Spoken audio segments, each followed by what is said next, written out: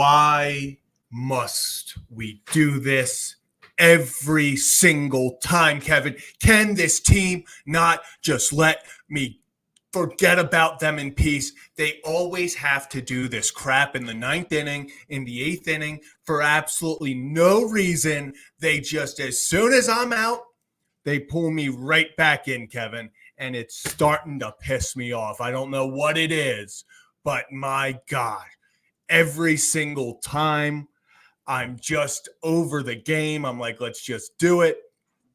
They pull me right back in. How are we feeling, Kevin?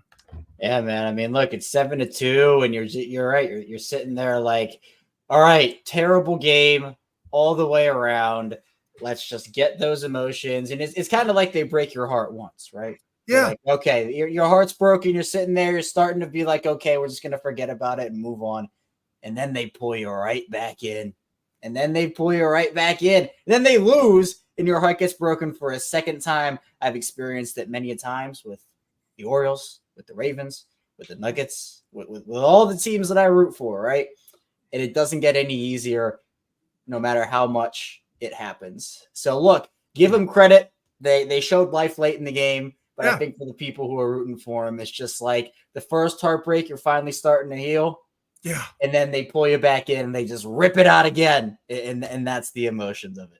Yeah. And before we get into too deep into the game, I do want to just say that it is encouraging. Whether or not it's encouraging because I haven't seen a fight like that.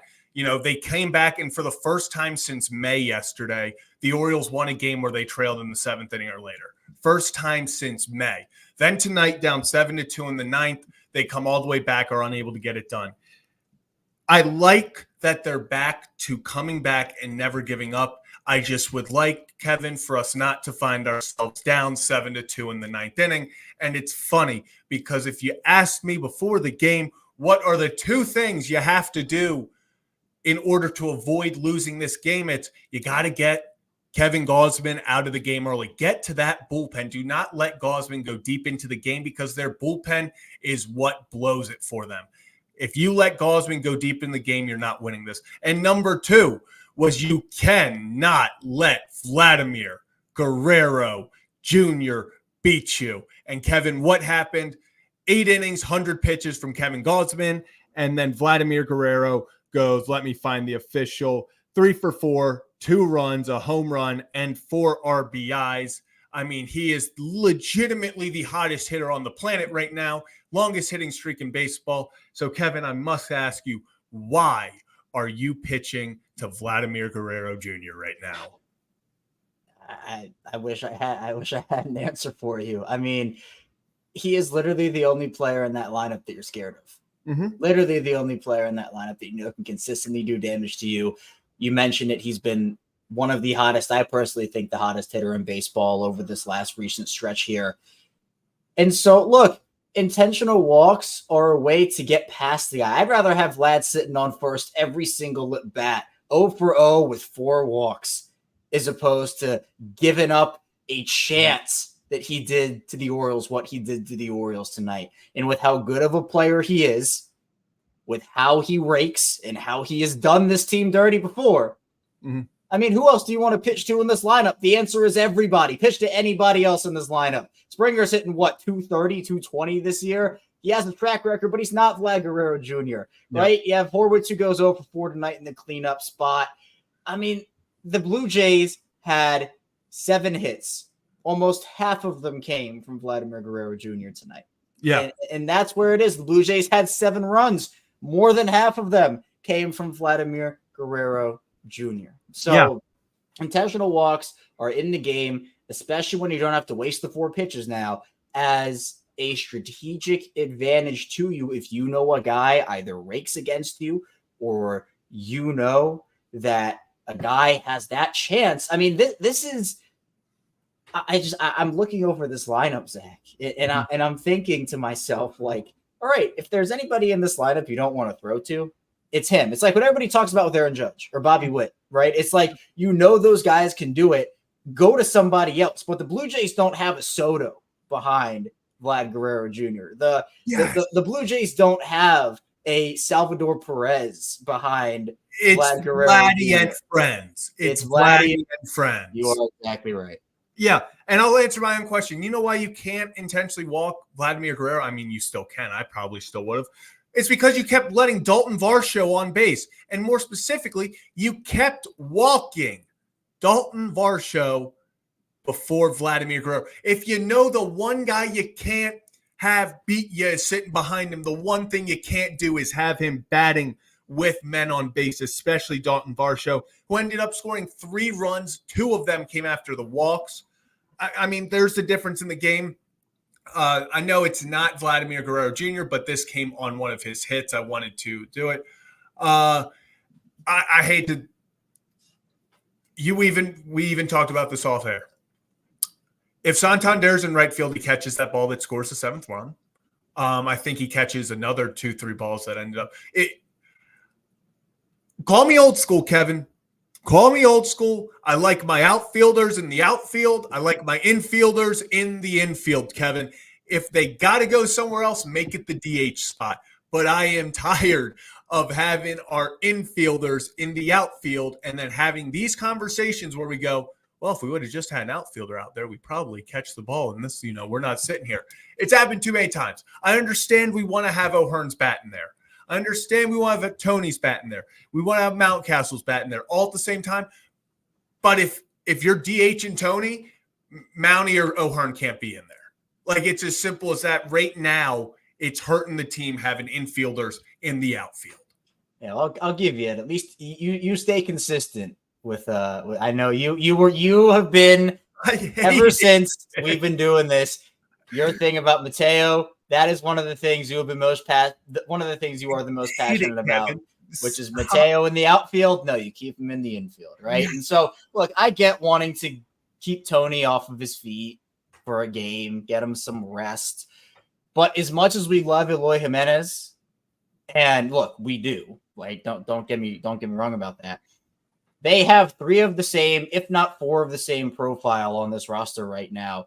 I'll go 3 to where O'Hearn is primarily best used as a DH. He can play first if you want him to, which I think that's a better spot for him than right. But then you bring in Jimenez, who is an outfielder, but is not really an outfielder, right? You don't want to put him out there more, you're not doing that. All right, Yankees lose. We're not doing the song because of how disappointed I am in the Orioles, but maybe by the end of we'll have vibes back. But but again, between O'Hearn, Jimenez, Mayo, I don't really want to include Mountcastle, but like it's between Mayo, O'Hearn, and Jimenez. Those are guys that, like, you have to live with either not having their bat in the lineup or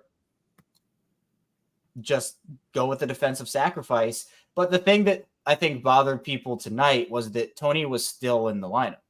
Yeah. And wasn't on the field.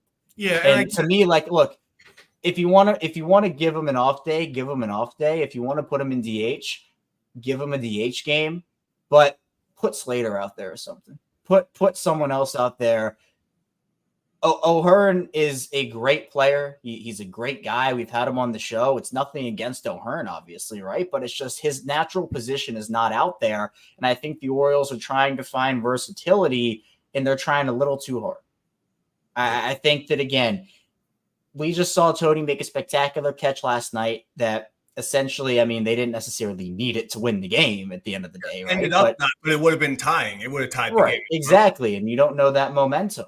And in this game, it would have just felt nice to have him out there as opposed to O'Hearn. I get the reason why it happened, but I don't necessarily agree unless you're putting somebody else out there, because with how poorly this team has played defense over the last, honestly, for the entire year.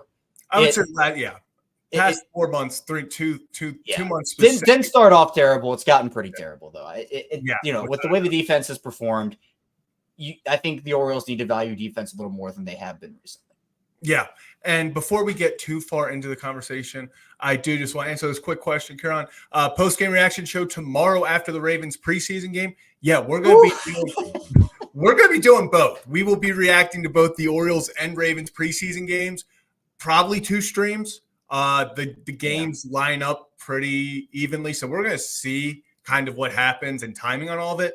But yes, we will be talking about both Ravens reactions and Oriole game reactions. Yeah, ideally what it will probably be is the Orioles will probably finish up a tad before the Ravens do, and then Zach will probably go live for Orioles. If I have time, I'll come on. Obviously, I have to do Locked On Ravens right after the Ravens game, so I'll do that. That'll probably overlap with the Orioles post-game live here. And then when I'm done with the Locked On Ravens post-game live, either we'll start that post-game live or Zach will have already started it. So we're still trying to work it out, right? This is our first football season doing this with the Kevin and Zach Reacts. And obviously September and hopefully October are going to be very busy for both the Orioles and the Ravens. So. Yeah. I hope so. But yeah, and also if you're new to the channel, if you could like and subscribe, it'd mean the world to us. We do this after every Orioles Ravens game, breaking news, all of that. So would really appreciate if you enjoy the content. Let's dive a little bit deeper into it. And let's talk Dean Kramer. Let's talk Dean Kramer because, man, I'm going to just ask you straight off the bat. We're going heavy hitters from question number 1. Kevin, game 3 of the playoffs. Do you feel comfortable with Dean Kramer taking the bump? Is this assuming Grayson isn't pitching, or are we talking? Yes, I'm going to assume, because at the moment, even though it looks positive, knock on wood, it looks positive about Grayson, I do not want to assume he is in the rotation until we get. I'm kind of like really in the back of my mind, like I'm preparing for the worst and hoping for the best. But let's say it went Corbin, Eflin, game 3. Are you comfortable with Kramer out there? I mean, not really, but who else do you go to? I mean, the question, seriously. Bring back Austin Bert Smith, complete game. Let's go. Bert Smith starts it out. Gregory Soto? I don't know about that one. He got 3 outs today. Don't let the kid get hot, Kevin. But yeah. No, but I mean, the question comes down to who do you trust more, Trevor Rogers or Dean Kramer? And the issue with Dean, it always feels like for him when he gets in these moments, it's like he just starts so slow sometimes. And it's just such a disaster early. And then he settles in somewhat throughout the game. Obviously, it was a disastrous first inning with the 3 runs, and it looked like one of those games. But then you remember, like, Dean has historically been a slow starter. Obviously, the 5 spot with him total came with the 2 runs in the 5th inning, and that's kind of where that rounded out. But 5 walks, man, you can't have that. The control was off tonight. It was not good. And if you're walking 5 guys in the playoffs as a starter, you're probably not winning the game. Because look, let's face it, the Blue Jays are 15 games out? The Blue Jays are not a playoff team. No. And you just lost a series to them. And now you're now forced to, you have to take 2 of 3 against. You have to take 2 of 3 at least in Tampa now. Yeah, and again, this is against the lineup that is not a playoff lineup, and it's no disrespect to Toronto, but they did get rid of a lot of their pieces at the deadline. And that's what kind of annoys me a little bit is the fact that the Blue Jays had talent. They still do, but they had a lot more pre-trade deadline. And now we're talking about a post-trade deadline Toronto, and you can only win 1 game. That to me is, I think, the frustrating part, and I'm sure a lot of the other fan base feels that way as well. But yeah, man, I think, and I see it in the comments here, I think to me, it is crazy that I'm about to say this, but I think I would go right now in this very moment. I'd probably pick Albert Suarez. Yeah. I think that I think you'd go in with Albert Suarez as kind of like a bullpen game. Like you're looking at Albert and you're like, give me 4 to 5 1-run innings, and we'll take it from there. Like, and it obviously, unfortunately, it all depends on the situation. Are you down 0-2? Is it 1-1 in the series? Is it? Well, maybe Trevor Rogers is able to find it again, and we're having a different conversation, right? Yeah. Hopefully, best case scenario, Grayson is available. He's back. He's game 2. Eflin's back to game 3 because I think we're all pretty comfortable with Eflin's game 3. Yeah, if you're in the ALDS and you have Burns, Rodriguez, Eflin 1 through 3, I feel very confident that they could potentially sweep if the offense is somewhat decent. Yeah. So that's all it needs is just someone. But again, that's the thing. They're not going to win a game if they play the way they did tonight outside of the ninth inning. Yeah. So if they played like they did the first 8 innings, we're going to be seeing like last year, 3 games and out. So, it sucks that you have to rely on hopefully Grayson coming back and it sits out there. Another thing I want to bring up is like this Blue Jays team didn't even have Bo Bichette. Like this, we talk about guys that they traded away, guys that are injured. They don't have their top closer. They don't have Bo Bichette, and they still just couldn't take. It's brutal. It's upsetting. It's upsetting because I want to go back to this comment. What would you rate our starter situation 1 through 10? Without injuries, it's a 9.5. Right now, it's sitting at a 4 to a 4.5 to a 5. I'm going to give it a 5, and 4 of those points are going to be for Corbin Burns. That's how I'm putting this. I'm dreaming of a rotation next season. Obviously, the Bradish injury situation, we don't know what that is, but man, how incredible would it be if this rotation next season was Burns, Rodriguez, Bradish, Eflin is your 1 through 4. That just is like that's chef's kiss right there. That is beautiful. Now again, we don't know what's going on. Type of way this time, yeah, the Bradish injury does put a damper on that, but like that 1 through 4 is filthy. But the reality is only half of those guys are healthy right now, and on top of that, they've also lost like 5 other pitchers, it feels like. I think they actually have lost 5 other pitchers besides that. So, Look, man, credit to the bullpen tonight, though. I know Keegan gave up the 2 runs, and I'm more so talking about Baker and Soto, but like Soto was struggling, right? We were talking about it. I said I'd give him 1 more appearance. Well, he certainly earned some. He earned 2 more appearances. Some creds. Yep, he earned some cred from me for tonight. So 2 more. Good on Soto. And then Brian Baker, again, everyone's favorite Oriole, man, just comes up and keeps producing. And the small errors did hurt. Things like, the ball going off, that aren't ruled errors. Hard hit ball goes off Mounties. Glove, boom, we're sitting there. The guy trickles into the outfield. Now the guy scores with 2 outs. You had, obviously, a few things, miscues with Holiday today. Yeah, there was miscue after miscue after miscue, and it adds up. It adds up really damn fast, and it can be the difference in a game, especially a game that somehow, I can't even believe I'm saying this, a game that was decided by 1 run, which is still wild for me to say, because what the hell was that 9th inning? Why must they do this to us every single night, Kevin? Yeah. Look, when you're the cardiac comeback kids, and they really have not been over the last month. They hadn't won. They hadn't past 3. They hadn't come back in a game that they were trailing in the 7th. Yeah, I mean, it hasn't really been that. We have, man. I remember, and have we had a walk-off celebration on Kevin and Zach React before? Yeah, I don't think we have. Well, are you talking on the official No, I'm talking about this show. We've done it we did it before we started this. Well, like the Yankees, the Cedric. Yeah, okay. Falling flat on his face. Yeah, that's true. Alex, I mean, was it a deserved walk-off? No, but we walked it off. I want to feel that way again. That's the way I want to feel. That's Kevin, the way I want to feel. I want to feel like I did when Jackson Holiday hit that go-ahead home run last night. I just wish I could feel like that all just 24/7, because the elation, good word there if you're any kids watching, elation. The elation I felt was just second to none. Yeah, it's, man, a disappointing game. You want to go 1 up, 1 down? Yeah. Did not sound very encouraging. You're just like, okay. We'll do it. Oh, okay. Do you want to start? Do you want me to start? I started last night. You go ahead this time. Yeah, I'll yeah, it's funny to give it to him, but I feel like you got to go Ryan O'Hearn, 2 hits. Consider actually, I feel like you'll probably take Hauser, so I'm going to go Ryan O'Hearn.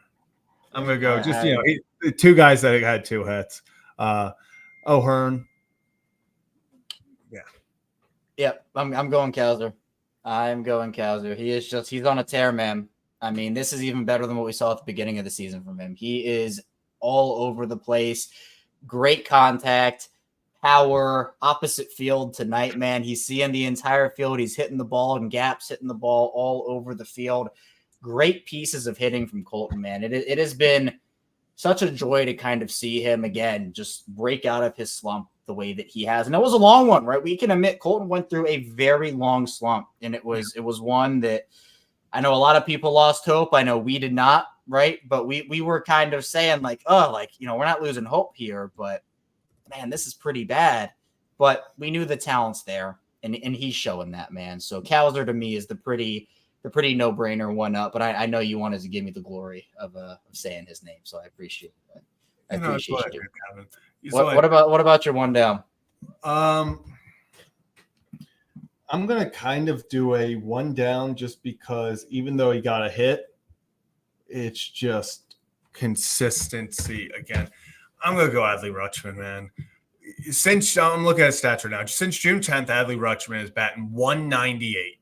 Since June 10th, he's batting 198. This is almost 2 months as of this 2 months in 2 days. He's got 33 hits, 4 home runs, 18 RBIs in 22 runs in 46 games. Over the last 46 games, Adley Rutschman's batting 198. I don't know what's going on, but this team goes as Adley Rutschman goes. He's the leader of this squad. Whether you want to say he's the most talented, whether you want to say he's got the highest ceiling, I don't think he does. But when you talk just pure, the leader, the captain of this team, Adley Rutschman, I mean, he's down to batting 263. I see Scott saying at one point he was at 309. You know, it's been this just crazy fall. And I mean, 198 over 46 games from your leader is not going to cut it. It's just simply not going to cut it. Yeah. And I'll go with the other one. I'll go with Gunnar. You know, it feels like he was like starting to break out of it. He's had, I think he's 0 for 7 these last 2 games with a walk in there. He's hitting the ball hard, but he's getting under it. Yeah. It's just he's not hitting most, not all, but most of his hits. The contact is just not great. And it's something where, again, the Orioles can win games when guys like Gunnar and Adley are not producing. But to be as inconsistent as both of those guys have been over the last few months, like, again, it's not a talent issue. I expect both of them to break out of it at some point, but like, this is a pretty prolonged thing for both of them, where Gunnar is more up and down than Adley. I think Adley's been more down than up, but Gunnar has had like ebbs and flows recently. But this is one of those, again, the an hour on the downswing a little bit. So hopefully at least one, even if just one of those guys starts to hit a little more consistently, man, it's better. But to have both of them be so inconsistent over this past month or so is just, it's baffling to me. It is. It leaves me speechless. Like, it really does. I didn't think it was going to be Adley and Gunnar for this prolonged period of time that we're sitting here going, where's the production? Gunnar Henderson a month and a half ago was the odds-on favorite to win AL Most Valuable Player. Yeah. You know, this team was unstoppable, but it really does suck. It really does. Yeah, it is. It is brutal because, again, this offense can hit. They have guys that can pick up the slack. Colton and Jackson have been carrying this team on offense and Tony. Don't forget Tony. Those 3 have been carrying this team offensively for a good bit now. Obviously, Jackson is new to that party, but Colton and Tony have been doing their thing. And it just feels like if one of their 2 stars can just get something going. Something. And yes, Eloy as well, Lorax. I hear you. Eloy's when he came up tonight, I'm like, this is the prophecy. This is the prophecy. Do it, Eloy. Do it. I stood out in my seat. I'm not gonna lie. The whole time I was like, they're just doing this to mess with me. Eloy stepped in that box and I was like, Eloy. I was like, the savior is here. Yeah.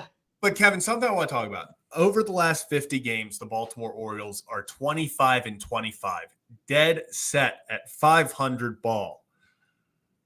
But over the last 50 games, the New York Yankees are 23-27. The Seattle Mariners are 23-27. The Philadelphia Phillies are 23-27. The Kansas City Royals are 25-25. Where is it? The Red Sox are one of the better teams at 29-20, but the Dodgers are 26-24. I don't know what it is. Rangers 23-27. I don't know what it is. White Sox 11-39. I just wanted to say that. Why? What's going on in this league? That's the top, what you would consider 5 teams, and one of them is above 500, and it's the Dodgers at 26-24.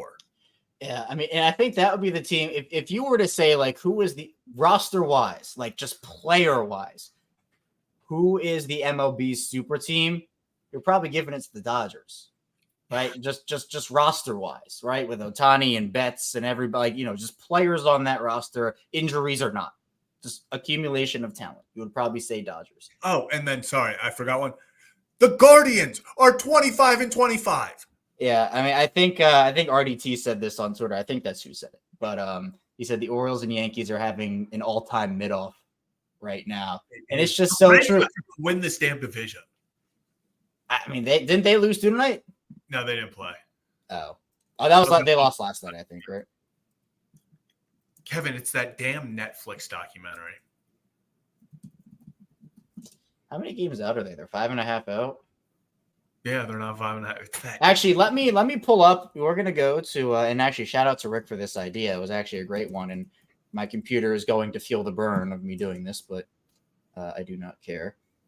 What was I gonna look up? Sacrifice, Kevin. This is what. Got to do it, man. Got to do it. So you know Tankathon, right, Zach? Mm-hmm. Well, Tankathon. I'm presenting real quick.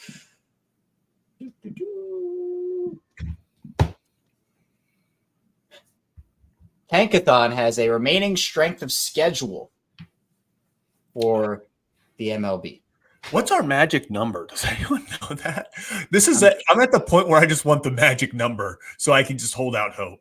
I'm sure there's a website, but Baltimore currently has the 10th hardest remaining schedule, or I guess 11th, right? 1, 2, 3, 4, 5, 6, 7, 8, 9. Yeah, 11th. 11th easiest. Sorry, 11th easiest schedule remaining. The Yankees have the 4th easiest schedule remaining, and you see they have 3 against the White Sox, 3 against the Rockies, 3 against the A's, the Nationals, 6 against Texas, which I do think skews that a little bit, and then 3 against Detroit. The Orioles, they have 7 games against Boston, man. They have 7 more games against Boston. You want to go put them out? You want to put them out of this division? Go do it yourself. Good. I'm glad we do. But you also see that they have 6 against Detroit. Yeah. I'm telling you, this team, they play the Yankees right before, obviously, the 3 games right before the season ends. They play the Red Sox 7 times still. Call me Aaron Boone because it is all right in front of us, Kevin. It is all right in front of us. Go win the damn games. I would be more concerned if we had to rely on other teams. I know people say, oh, the Orioles aren't playing well. Why would you want to rely on them? Because I'd rather us screw it up than us do something well for once and then another team screws it up. I want it us versus them at this point. Everyone sucks right now. We might as well just rip the Band-Aid off. Orioles, Yankees, that 3 games is most likely just deciding this thing. Yeah, and look, I see Ed here saying that the league has finally found parity and it's not fun. And I think you do want some level of parity, right, every single year, right? But this is just everybody is just mid right now. No one is breaking away from anybody right now, and you just have this clump, and that's why it was so weird, especially in the NL at the deadline, because it was just who's buying and who's selling. And then there were all like these teams that were like, okay, we want to go all in. We feel like we have a shot to pull off a wild card spot or maybe even make a race at the division. And then that was an all-time seller's market that we saw. But nothing has really changed. Like, the Orioles still can't find ways to rack up consistent wins. The Yankees still can't find ways to rack up consistent wins. The Guardians have slipped. I mean, every team that you think, oh, there's some momentum here, it comes crashing down. So this is not just an Orioles thing that's going on. Every other team in the league, outside of you mentioned the Dodgers, Zach, is dealing with this. And even the Dodgers are dealing with it to an extent. So, yeah, it is crazy that so much parity is happening because you always want a little parity. You always want just a little bit of like, oh, this like what's going on in the NFL. It's been the Patriots and the Chiefs for the last like 20 years. And that's been like exhausting where it's like the Ravens won here and then the Eagles won there and then this other team won there. That's exhausting. You want more parity than that.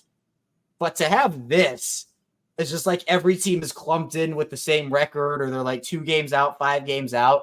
We got a long way to go and just no one wants to pull away because, again, if the Orioles were playing even just a little more consistently, they'd probably be 5 games up on the Yankees right now and vice versa for the Yankees if they were playing a bit more consistently as well. So it is unbelievable.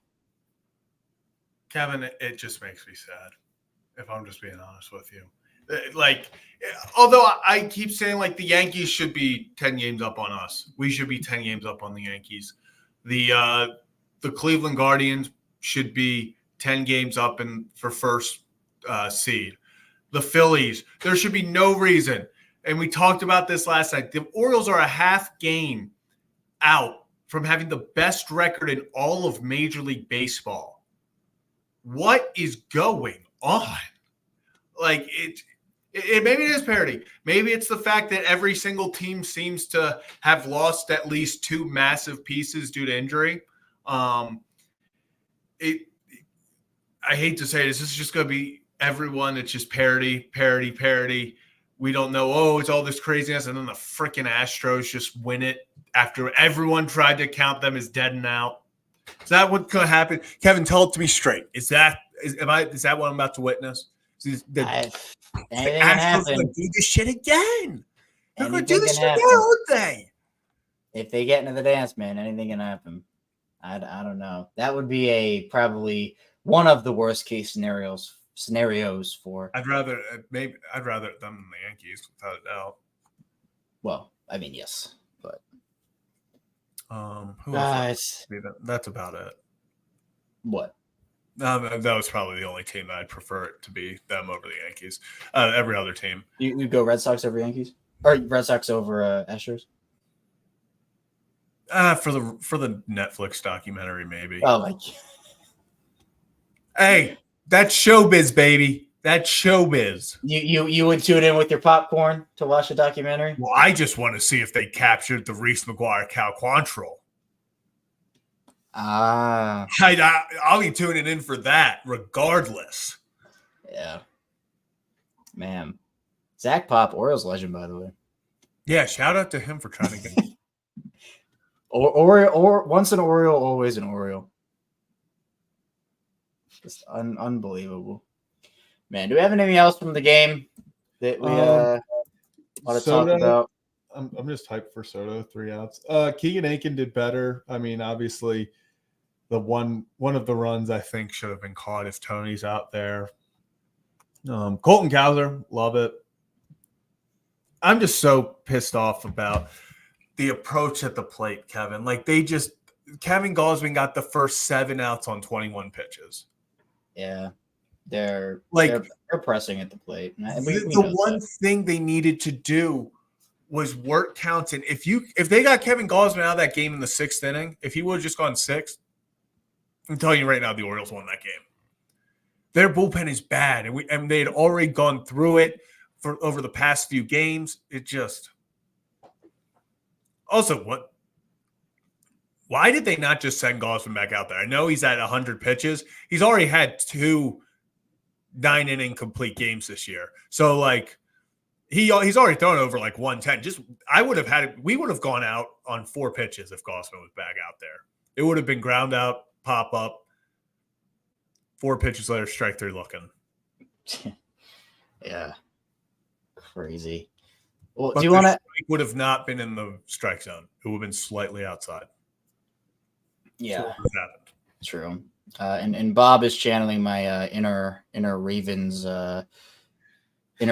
knowledge here. If you don't know, I do host Locked On Ravens. I don't know if I've told you before, Zach. I do. Wow. What? I know. I keep it close to the vest. Let's do this. But if you are tuning in for Orioles, we will get back to that in a minute. But I do just want real quick. What is your prediction for this year, Kevin, for the Ravens? Let's get a little positive vibes because I don't think mine's going to be the same as yours. I had them anywhere from 12 to 13 wins. I didn't ask where you had them in the range from. I said make a prediction, Kevin. I'll say 12-5. Awesome. I'll say that's enough to win the North. Yeah, 11-6. They're a wild card team and they win the Super Bowl. That's my prediction. Yeah. Ravens only win it when they have to go through some adversity on the road. That's just how it works. But I think 11-7 or 11-6. I think they struggle. I think there's going to be another time where they lose like 2-3 straight. And I think it's going to be massive panic. I think people are going to be calling for Harbaugh. People are going to be doing – it's going to be just this massive – the world's ending, the sky's falling. But I think it's 11-6, and I think they go win the Super Bowl. That is not only in the town that they won it in last time, but Jacoby Jones' hometown. In the same building that he returned the Super Bowl kicking. Yeah, it's going to be an adjustment period. I mean, again, they have a lot of young guys trying to replace vets, and that's not necessarily a bad thing. And this is true, Mike, very true. So maybe it is destiny, but there are going to be growing pains along the way. And they are going to, and one of them's going to be to the fucking Steelers. I've already prepared myself for some 3rd and 23. Justin Fields in the 4th quarter with less than a minute left breaks the pocket and just like breaks 3 tackles and stumbles his way to the first down, and then they kick a game-winning field goal. Like I've already decided. Well, I think the stat is they are 1-7 in the last 4 seasons against Pittsburgh. And another stat for you is Lamar Jackson has never played both games against the Steelers in a season. Yeah. Ever since he started, because he's either been injured or the games haven't meant anything. So he's never played more than 1 game against the Steelers in the regular season. But the Ravens, they love to play up the competition. Oh, that's a good point. 12 years later. But yeah, they play up the competition. They play down to competition. I think that's good for them when they get into the playoffs because it's like, all right, you're playing up to your competition, except when you completely run away literally from your identity in the Asian Championship game like they did. But it's all going to depend on health. I mean, injuries are such a big catalyst. And the Ravens, while they were healthy in terms of season-ending injuries last season, they were not healthy last year. They had a lot of guys miss a month and a half, miss 2 weeks, and guys were going in and out and in and out and in and out. So it's not like the years we had seen in the past when they had 20 guys on IR per season for like the last 3 years before this last one. But they were still having guys on short-term IR. Marlon missed time. Marcus Williams missed time. Early in the season, it was Linderbaum and Stanley and OBJ and Bateman, and I could go on and on and on with that list. But, yeah, and this is the thing, too. Julie makes a point here where, like, if they beat the Chiefs in week 1, people are saying, oh, this revenge is revenge. That's not the revenge. No. The revenge is in the playoffs. Yes. Kevin, and you know how I'm pissed that we got week 1 against the Chiefs. That was the one game I didn't want because I already left last year seeing Patrick Mahomes' dumb face, the face of football, greatest of all time. I hate it, but you got to respect it. I just hate that it's week 1 because a win, like you said, a win means absolutely nothing. And people are going to make that narrative if they win or lose. If they win, it's, oh, that was revenge. That was revenge. It wasn't revenge. If they lose, it's, oh, another year they can't beat Kansas State. I don't care about week 1. It would be dope if they won, but week 1's not deciding the season. We watched the Chiefs lose week 1 to the Lions last year. Doesn't decide the season. And more importantly, It's not revenge. This is nowhere close to the AFC Championship. You want revenge? You want to right last year's wrongs? Beat them in the playoffs. If it's not that, who cares? Who cares about it? Because it's not what's a regular season win? At this point, I'm tired of nothing the Ravens do, and I hate that I'm to this point because I love football. I love the regular season. I just love everything about it. I don't care about the regular season this year, Kevin. What can you do in the playoffs? We could go 17-0. It's not going to change my feelings. Like, it's truly, we're at the point in Harbaugh's tenure as a coach and in Lamar's career as the quarterback where we've seen them be the 1 seed. We've seen Lamar win 2 MVPs. It's, can you go win the big one? And if you can't, then something's got to change. Yeah, and I think everybody feels the same way that you do, where like regular season is a place to build habits. It's a play. You obviously have to play well in the regular season, but the Ravens are a good regular season team no matter how you slice it, unless injuries decimate them, right? Yeah. I'd be shocked if they had a somewhat healthy season this year and they weren't in the playoffs. But no one cares. I mean, honestly, I think everybody in Baltimore, Zach, would rather them be a wild card team or would rather them be the 4 seed. I would. As opposed to the 1. Let Cincinnati, an 8 Mile, 8 Mile Eminem looking quarterback go win the division. That can be their Super Bowl since they love flexing Super Bowl losses so much. You can have that one. Yeah, and see, everybody is. This was 2 I'm days. not saying anything positive about Kansas City. Okay, yeah. This was 2 days after my birthday, and it was not a fun time. So I forgot that our birthdays were so close because then mine was a week later. This is February what? 7th. Okay. So we're literally like we're like 11 days apart, 12 days apart, whatever it may be. Yeah. So it was it was not good. But I also see I know Mike said this and Joe also said it as well. Is this year a Super Bowl or bust victory? Or is this year Super Bowl or bust for John Harbaugh in terms of him getting fired? I don't know what the organization feels right now. Because if they lose in the wild card round again or they lose in the divisional round again, serious conversations have to be had. That doesn't mean they move on, right? Doesn't mean that at all. I think John, and I've said this on Locked On Ravens a ton, so people who listen already know what I'm going to say.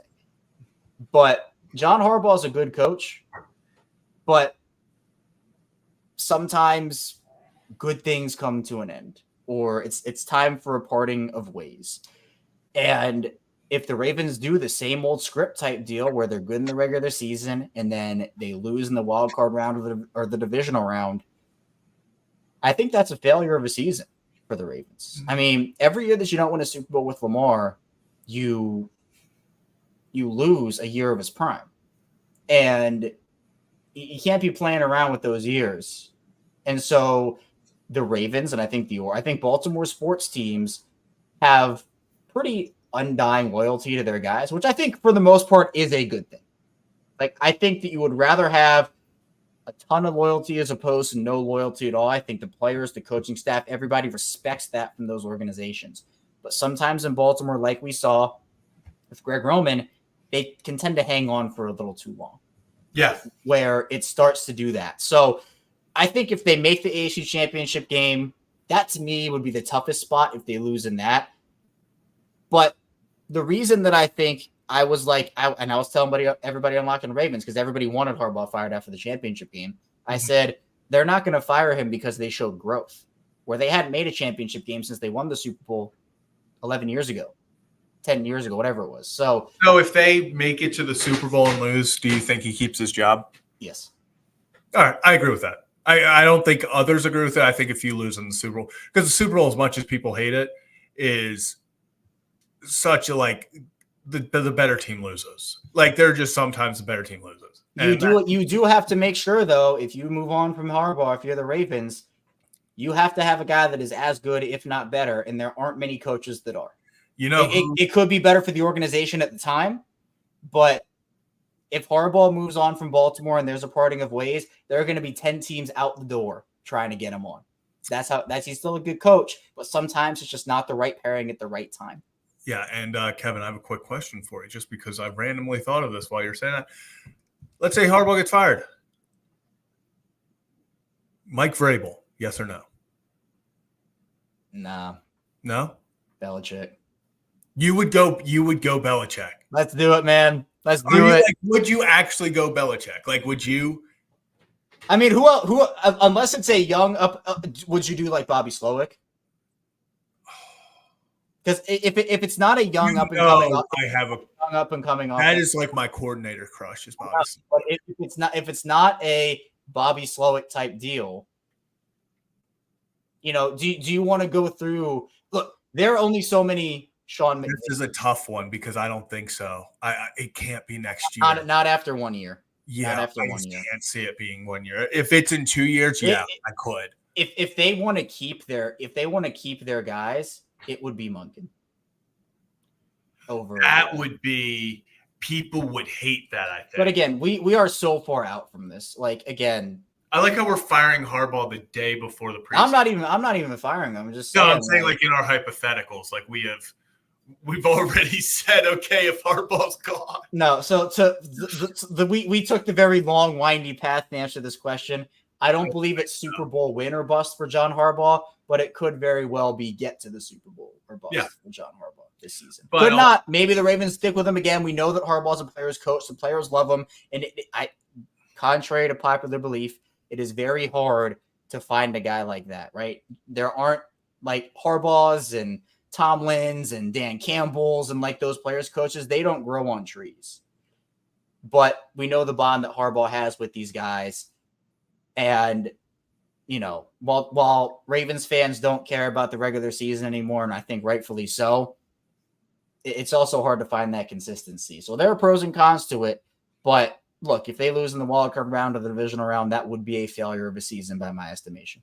Yeah, I agree. Wow, I thought we were going to talk about the Ravens for like 2 minutes, which, by the way, it's Ravens football in an hour and 15 minutes is going to be today. Game day is in an hour and 15 minutes. So, man, also, and I had a great conversation. Yeah, man, that was you went all fangirl right there. I know, it's football season. Yeah, man, I had a great conversation. I had an awesome conversation. Actually, I was telling you about this. I had Jess Rebeck on for Locked On Ravens tomorrow. That'll come out at 6 a.m. And we talked a lot about just guys to watch. And Jeff talked a lot about first of all, the running back competition. We talked about Rasheen Ali, Zach. I know your guy from Marshall, right? Go Bird, baby. I know that's your guy. But we had a lot of offensive line conversation too about like Ben Cleveland, Daniel Falele. And I know that a lot of people are like, okay, who's going to replace these guys? But man, football's in the air. Now, I am more of a warm weather person. So as the weather gets colder, I'm just kind of like, damn. But yeah. Football is back and it's exciting. So we have a lot of content planned for that. We are going to be not preseason, but we are going to be doing, I think, live watch alongs for the games as much as we can this season, where Zach and I will have a feed and then we will be reacting at the same time. Because if I'm ahead of Zach and then I react and he's like, what's going on? Or if he reacts and then I'm like, what's going on? We don't want to have a delayed reaction. So we should be watching the same thing. But again, that'll be a fun conversation. So, man, this has turned into Locked On Ravens. Locked On Ravens, man. Jeez. Shout out Rasheen Ali. Go Herd, baby. Yeah. Go Herd. Do we have any other Orioles stuff to get into? No, actually, one conversation. We can have one conversation on the way out. Yeah. Actually, in just a very brief side conversation, we're all going to be doing Ryan Ripken fantasy leagues this season. We don't know exactly what that is going to look like yet. And then I'm also doing on the side Locked On Ravens fantasy leagues. I let anybody in who wants to join. So I'll put out a tweet probably in the next week or so, maybe even less than that, honestly, about, you can DM me on Twitter or comment on those tweets if you want to join a Locked On Ravens fantasy league. Could be the same for Ryan's fantasy leagues as well. We're still trying to figure out what that looks like. But I know for me, since I'm the one hosting Locked On Ravens leagues, I mean, I've managed up to 10 leagues before. I can do more. So fantasy football, man, it's a great time as well. And I know you're drafting Stephon Diggs in every one of your leagues. So can't wait for that for you. Don't you put that juju on me, Ricky Bobby. The one conversation I did want to have, though, and we talked about it a little bit last night and a little bit today on the Ryan Ripken show, which, by the way, this is Kevin and Zach React. If you didn't know, we go live after every Orioles game, after every Ravens game as well, and just other news as well. Saying that now. I know. No, starting today. Orioles and Ravens, right? And this is Joey, I couldn't have said it better. Remember when we just wanted the Orioles to be relevant enough to get us football season? Now they are in the thick of it. Now we're stressing our ass off. Yep. But let's do one more Orioles topic. Yeah. Tony Taters. Talked about him today on the Ryan Ripken show, which again is live Monday and Thursday. But this Orioles team has an interesting decision to make this offseason. It honestly shouldn't be so complicated, but might be with Tony Taters. Mm-hmm. He has been one of the life forces of this offense. He deserves a bag and is going to get one. We've talked about it, Zach, they also have to figure out Corbin Burns. We also have to figure out what they're going to do with a couple of their older vets. Do they move on from Ryan Mountcastle? Do they move on from Cedric Mullins? Do they give other young guys playing time? But Tony has been so important to them this season to where I've gone through like 3 different phases of this over the course of the season. I have to. Where it's like they probably just want to let the young guys go in there and play, so they're going to probably just let them walk. And then it was, well, now he's just priced himself out of Baltimore. He's playing so well. Mm-hmm. And now they have to resign him. Like now he has to come back. You've talked about a Corbin Burns meter, Zach. I know you've had that throughout the season. Yeah. What is your Tony meter right now in terms of what you might think this future holds for him in the club moving forward? Kevin, I love how you put it. For me at the beginning of this year, I was thank you for your service, Tony. Ride out this year, and then it's going to be Heston Kjerstad, it's going to be Colton Cowser and the boys taking over. Then about halfway through the year, it was like, okay, up until a few weeks ago, it was like, okay, I would go for Corbin first, but if you have the extra money, sign Tony. Like you said, Kevin, I don't know if you're watching this season how you can't have Tony. It's like it went from Burns being 1 massive gap, then the rest to it might be Burns 1, Tony 1A for who you need to sign this offseason. Obviously, Burns is going to be that top guy, but Santander, I'm going to put the meter because of comments today where he said he wants to spend the rest of his career in Baltimore. I mean, he said the media stuff. He said everything you need to, but Tony did before the season without a question, like prompting it, did talk about how he is thankful for this team and would like to stay here. If the Orioles make him a competitive offer, he's going to stay. I'm going to put it at 70% he stays now, especially if he keeps playing this way. He will take a discount to stay here. I don't think there are many guys who do, but I genuinely believe that Tony seems like the guy. And it's not going to be a $20 million discount. Like this is not going to be, he takes, he turns down $25 million a year from someone else to take 13 from us. This is someone offers him 25. We offer him 22.5. And he says, I'll take the 2.5 difference. But yeah, again, the Orioles would have to make a competitive offer to what he is getting from someone else. But outside of Soto, he's probably the best bet on the market this offseason. I think, unless I missed somebody, I think Soto is the best. And then Tony comes in at number 2, at least power bat. So a lot of teams are going to be in the running for his services. I would still probably go Corbin 1, Tony 2. Like, I think if you bring Tony back, but not Corbin, I would not be happy with that offseason. No, I wouldn't even. But I think if you can get both, that is a home run, zip it up, A+ offseason. I don't care what else you do, because I think you still need a starter or 2. Don't get me wrong. But I think that if you can, at least on the re-signing front, get those 2 guys, and I see Kieran asking, does he take a slight discount to stay, and we can get Corbin due? Tony, I think, will. Corbin will not. Yeah, Corbin won't take a discount. I don't think he will. I'm going to take Corbin I'm not going to say it's a discount, but if it's borderline the exact same offer, I could see him taking us if it's like $1 million difference. Because you got to remember, like when we were talking with Tony, the difference between 20 and 25 million, that's a discount. If someone's offering Corbin 43 million a year and we offer him 42, like that's not a discount. Like he would just prefer to stay here. Like I don't really see. For sure. And Kieran, that's what I thought you were saying too. But, just wanted I just wanted to make it clear that I know you weren't saying this, but Corbin is not going to. And Zach, I think this would be the start of your villain arc. If Tony becomes a Yankee, that would if either become a Yankee, it's either. Yeah. Oh man, Corbin I know Tony would hit you in the feels though. Mm-hmm. Like Corbin would just be like, damn, like that's a really good player over there now. Who again? That song, that Yankee Lose song would play a little louder each time if either of those guys go there. Yeah. What type of a deal do you think like would 100% ensure he's back and is still like you're not crazy overpay? Because I think the worry for some people is they're gonna quote unquote overpay him. For which one? For Tony. I would give him 3 years, 75. So 25 a year. 25 per year. I think it would increase. Now it would be like the weird, like the first year's 20 mil, the second year's like, 23, and the last year's like 27, 28, whatever. But I think it turns out to be pretty much an average of 25 mil a year. Would you go 4 years?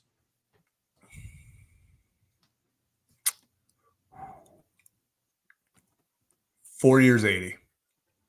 You said 4 for 80? 4 for 80, 3 for 75. Tony, you can now. Yeah. Tony, if you're watching this, just put in the chat your counteroffer. We are the managers, apparently. So we've also. Joe also said it is a big day for us because yesterday we were named managers of the Orioles, and today we were also named head coach of the Baltimore Ravens. So we have to get our shit together. Were we? When were we named head coach? Yeah, when we were talking about what we would do and stuff, who would be replace Harbaugh, we were brought up a few times. Oh, wow. Big honor for us. So, yeah, no, for real. Like this really is happening so fast. Yeah, and I've seen in the chat 3 for 60, 4 for 90. Like I think 20 million is I think the starting point for him per season. Like I'd be pretty shocked if he got like 3 for 45 would shock me. Like and we know the market in the MLB can be very weird. Guys will stay on the market until January, February. Like it can get very weird. But I think after what we saw with guys, and this is a pitcher versus hitter thing, obviously, but with like Snell and Montgomery and all those guys, I think players are going to want to tell their agents, look, I really need to be somewhere and like get into a groove. I know that's more of a pitcher thing, obviously, but I think that last offseason was just so crazy in that regard. And again, like I think the Orioles pick up O'Hearn's option, right? I mean, they'd be pretty foolish. Even if the worst case to trade him, like that would be pretty. That'd be stupid not to, especially with the way Rubenstein is just eating dead money and stuff right now. Taking salary dumps. That's $7.5 million if you're gonna either keep him or then he's trade bait. Because letting O'Hearn just walk when you could just easily tag him. If you're gonna let him walk, tag him and trade him. Like tag him and take that, but. And Corbin is going to be the best pitcher on the market this offseason. So Corbin's the best pitcher in baseball. I mean, and this is where, we're talking about 75 for Tony, 90 for Tony. Corbin's getting like this. Corbin's getting 6 for 250, 5 for 200. I would not be surprised if he gets 6 for 300. Yeah. But again, the Orioles new ownership comes in. This is going to be a big test for them in terms of what is their willingness to spend. It's obviously, I think, more than the old ownership group, but we're going to have to see. They went out there. They gave up the prospects for Corbin, and they had an aggressive trade deadline. They obviously gave Elias room to operate. I think they'll do the same thing this offseason, but they have a lot of big financial decisions ahead. So Tony is definitely one of them. And also, this is the don't be surprised if Corbin goes for a 9-year, 10-year deal. He's going to ask for it. I can tell you right now, Boris is going to want it. Yeah. Boris, Burns is 29 right now. He's going to ask for an 8-year deal. Could now, 7 or 8. Do the Orioles do that? But they say, hey, we need an opt-out clause after 4. I don't think he takes that. He won't. But if it's a mutual, I think that's just kind of like that's all big contract. It's going to be for the player mostly. It would probably be a player option to get out after 4. Because he also wants to Actually, I could see that. Give him 8 years, opt out after 4, because most likely if he keeps pitching at the rate he's pitching, he's going to make, just with inflation, everything the way that teams are making more money, the way every year just more guys are making more money. In 4 years, he could then turn it into, a 4-5 year, $400 million contract. Like, it could be ridiculous at that point. So maybe. Yeah. Hey, opt out after year 6 would not be bad. Yeah. Again, like, Corbin is so dominant, man. At this point, like, Corbin's a winning move. Yeah. Garrett Cole is also. Yeah. So yeah, it is. Yep. Exactly. So, all right, man. Is that all we got? I think so, man. It was I'm glad we got to talk some Ravens, honestly. Yeah. We'll clip that one up. Start getting the Ravens storylines out there on the video. Okay. We are still chugging along at those watch hours. We are. Again, I know people have been in the chat asking about memberships and what we're doing with that. We got the sub count again, and that's thank you to everybody in the community. The community's been awesome, by the way. Yeah, there we'll give the look at that. But we're gonna have that as soon as we can. Watch hours, we're still chugging along with those again. So appreciate everybody for tuning in and watching. If you want your Orioles post-game coverage, Ravens post-game coverage, we are your place for that. If you have friends or family members who want Orioles post-game coverage or Ravens post-game coverage, I know we're in the age of technology, but word of mouth is still a thing, right? Just telling people face-to-face or texting people saying, hey, technology, send them the link. Yeah, just say, hey, I know you're an Orioles fan. I know you're a Ravens fan. You want your post-game content? If they're a Ravens fan, also Locked On Ravens is a place to go. Just saying. And if you're an Orioles fan or a Ravens fan, the Ryan Ripken Show, of course, Monday and Thursday. You can be live there. We're getting the where are we? Where's Ripfin? You see they're swimming, but you see them. Edgar, they're chilling. Oh, I do see both of them. You see, yeah, they're hanging out back there. They're vibing. That's Edgar. Edgar is there, and Ripfin is there. They're chasing each other, doing their thing. Ethan.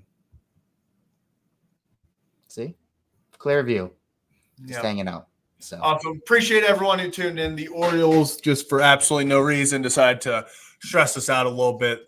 Once again, for absolutely no reason, the Orioles did that in the 9th inning. I don't know why they continue to do this to us, but what a day we have tomorrow. So we'll be back tomorrow for an Orioles recap, for a Ravens preseason game recap, and anything else in between that could possibly happen, because every time we have a busy day, it seems like somebody decides to make a move. So that'll do it for us for today. Orioles take another L, but the Yankees lose. I'll just keep saying it till the cows come home. But yeah, we'll see you all tomorrow. Appreciate everyone for tuning in. And that'll do it for another edition of Kevin and Zach React. Chewies.